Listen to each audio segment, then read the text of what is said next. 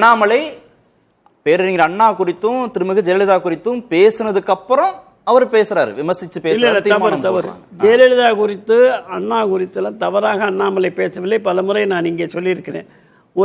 ஒரு ஆங்கில ஏடு அவரிடத்துல இந்த சிறைக்கு சென்ற முதலமைச்சர்கள் என்ற ஒரு கேள்விகள் கேட்கின்ற பொழுது வரிசையாக சில முதலமைச்சர் லல்லு பிரசாத் உள்பட சொல்லும் பொழுது ஜெயலலிதா அம்மையார் பெயரையும் சொல்லியிருக்கிறார்.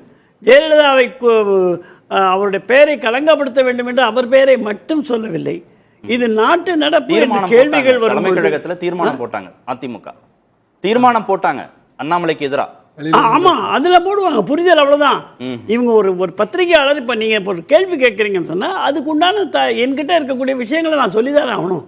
அப்படிதான் அண்ணாமலை சொன்னாரு தவிர ஜெயலலிதா அம்மையாரை பற்றி எந்த குறையும் அவர் சொல்ல அப்படிப்பட்ட ஆளுமை எனக்கு வேண்டும்னு சொன்னார். ஓகே, அப்ப அதிமுக பாஜக கூட்டணிங்கிறது இணக்கமா தான் இருக்கும், ஓட் டிரான்ஸ்ஃபர் இணக்கமா தான் இருக்கும். இணக்கமா இருப்பதற்கு தடையாக இருப்பவர்களை அந்த கட்சியே ஓரம் கட்டிவிடும்.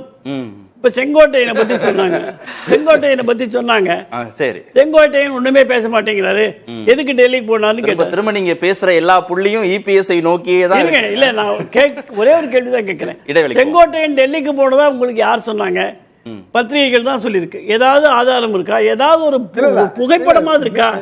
நிர்மலா சீதாராமன் அமைச்சரை நிர்மலா சீதாராமன் எப்ப சந்திச்சா? நான் இப்ப வந்து நம்மளோட தலைப்பு என்னங்க, அமித்ஷாவை அவர் பார்த்தார், அது படம் போடக்கூடாதா? அமித்ஷா பார்க்கல இருங்க.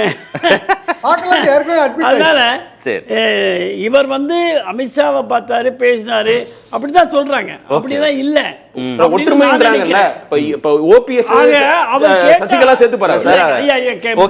நீங்க சொல்றது நான் ஒரு பாதியில கட் பண்ணிடுவார். அவர் 2 தடவை நீங்க சொல்றது முக்கியமான புள்ளிதான். அதிமுக பாஜக